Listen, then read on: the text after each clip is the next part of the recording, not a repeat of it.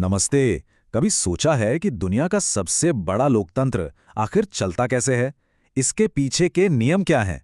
तो आज हम भारत के संविधान को समझने वाले हैं, लेकिन किसी मुश्किल कानूनी किताब की तरह नहीं। इसे एक यूजर गाइड समझिए, हर नागरिक के लिए जरूरी। ये सिर्फ एक दस्तावेज नहीं है, ये वो चीज है जो हम सबकी, हर एक हिंदुस्तानी की रोज की जिंदगी पर असर डालती है।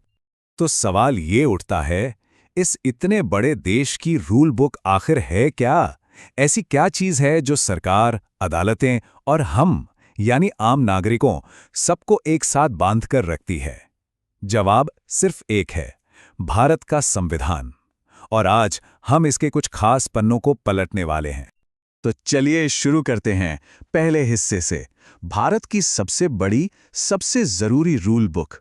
और सबसे पहले यह समझना जरूरी है कि संविधान यानी कॉन्स्टिट्यूशन सिर्फ कानूनों की एक लिस्ट नहीं है। नहीं, ये तो वो बुनियाद है, वो नींव है जिस पर हमारे पूरे देश का ढांचा खड़ा है। अब यहां एक बहुत ही दिलचस्प चीज है। देखिए, जब हम कानून या लॉ शब्द सुनते हैं तो दिमाग में क्या आता है? यही ना कि पार्लियामेंट ने कोई बिल पास किया होगा। लेकिन हमारा संविधान इससे कहीं आगे की सोचता है। अनुच्छेद 13 कहता है कि कानून का मतलब सिर्फ पार्लियामेंट के एक्ट्स नहीं, बल्कि हर सरकारी ऑर्डर, नियम, यहां तक कि सदियों से चली आ रही प्रथाएं भी कानून मानी जाएंगी। और सबसे सबसे जरूरी बात, इनमें से कोई भी, कुछ भी संविधान से ऊपर नहीं हो सकता। कॉन्स्टिट्यूशन ही सुप्रीम है। तो ठीक है, ये रूल बुक सरकार को तो कंट्रोल करती है, पर इससे हम आम नागरिकों को क्या मिलता है? बस यहीं आते हैं हमारे मौलिक अधिकार यानी फंडामेंटल राइट्स। ये वो पक्की गारंटी है जो संविधान ने हर एक हिंदुस्तानी को दी है, चाहे कोई कहीं भी हो, कोई भी हो। सही मायनों में ये हमारे संविधान का दिल है। तो इसको ऐसे समझिए कि संविधान हम सबको एक मजबूत ढाल, एक शील्ड देता है। इस शील्ड के मोटा-मोटी 6 हिस्से हैं। एक है समानता का अधिकार यानी इक्वालिटी, फिर है आज़ादी, फ्रीडम का अधिकार, फिर है शोषण के खिलाफ सुरक्षा, धर्म की आज़ादी का अधिकार, अपनी संस्कृति और शिक्षा का अधिकार, और शायद सबसे जरूरी, अगर कोई इन अधिकारों को छीनने की कोशिश करे तो सीधे अदालत का दरवाजा खटखटाने का अधिकार। सच में ये एक बहुत ही पावरफुल कवच है। और इन सभी अधिकारों में एक है जिसे अक्सर सबसे महत्वपूर्ण माना जाता है, अनुच्छेद 21, right to life and personal liberty. इसका मतलब बहुत सीधा सा है, कानून की एक तय प्रक्रिया के बिना किसी भी इंसान से उसकी जिंदगी या उसकी आज़ादी नहीं छीनी जा सकती। ये संविधान का सबसे बुनियादी, सबसे बड़ा वादा है। चलिए इस समानता के अधिकार को थोड़ा और गहराई से देखते हैं।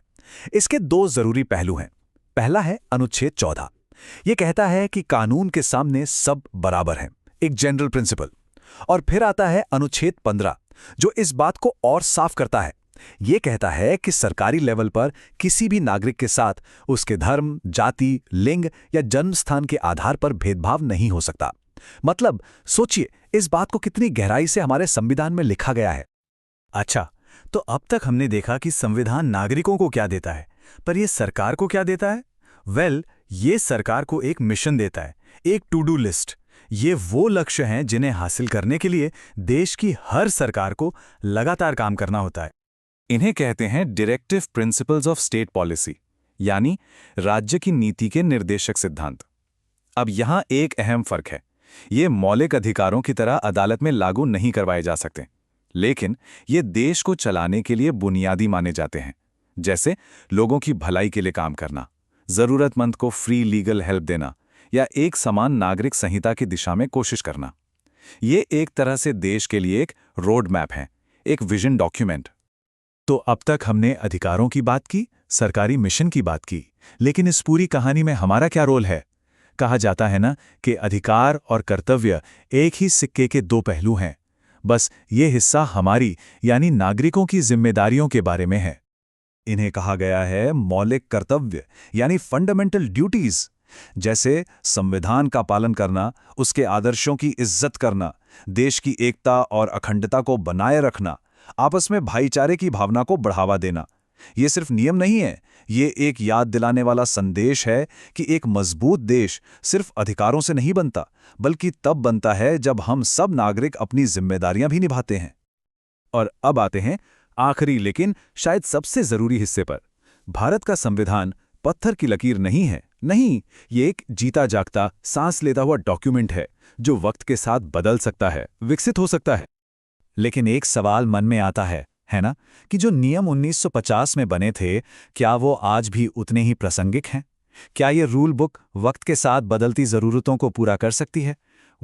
इसका जवाब है हाँ। हमारे संविधान निर्माताओं ने इसके बारे में भी सोचा था। और इसका जवाब खुद संविधान के अंदर ही है। अनुच्छेद 368। इसको एक जादुई चाबी समझिए जो पार्लियामेंट को ये शक्ति देती है कि वो जरूरत पड़ने पर संविधान में बदलाव कर सके, अमेंडमेंट कर सके। और पता है, इसी वजह से 70 साल से भी ज्यादा पुराना होने के बावजूद ये दस्तावेज आज भी जिंदा है, प्रासंगिक है। ये इसकी सबसे बड़ी ताकतों में से एक है। तो आखिर में हमारा संविधान सिर्फ एक कानूनी किताब नहीं है, ये एक वादा है, न्याय का वादा, आज़ादी का वादा, समानता का वादा। लेकिन सवाल ये है कि इस वादे को निभाने की जिम्मेदारी किसकी है? क्या सिर्फ सरकार की? नहीं, ये जिम्मेदारी हम सब की है, देश के हर एक नागरिक की।